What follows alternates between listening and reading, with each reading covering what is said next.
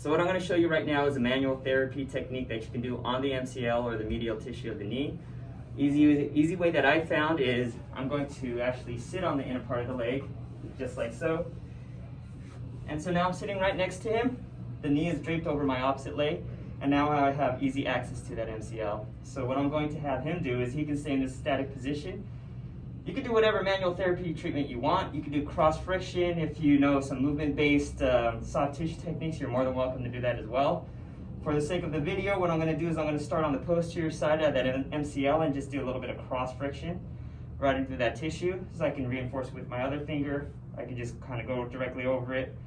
I can go on the posterior aspect directly on top of it, or I can kind of push more anterior to that tissue. It all depends on what you're trying to achieve. The next thing I can do, instead of being a static position with the knee bent, I can actually have it with the knee straight and have them hold that position, and I can do the exact same thing. I can go on the posterior aspect, right on top of the tissue, or on the anterior aspect. And go and relax. Or if you want to be a little bit more creative, you can actually have them go through a movement-based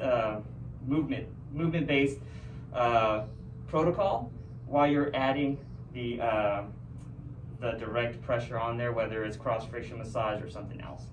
So we'll then have you demonstrate that. I'll tell you when to go. Go ahead and keep that down. I'm going to go on the posterior aspect of the MCL. I'm just going to cross friction that tissue. And then go ahead and slowly bring that leg up into full extension, nice, slow, and controlled. And then just hold that position right there. And then I'm going to go from the anterior aspect and push posterior. And then slowly lower the leg down. As he brings it down, I'm doing that cross friction massage again. Go ahead and relax all the way. Now actually, as I'm doing this, I would reinforce with my other thumb if I wanted to. I can go this direction if I wanted to, directly on top. I can go underneath, which is not too easy on the clinician.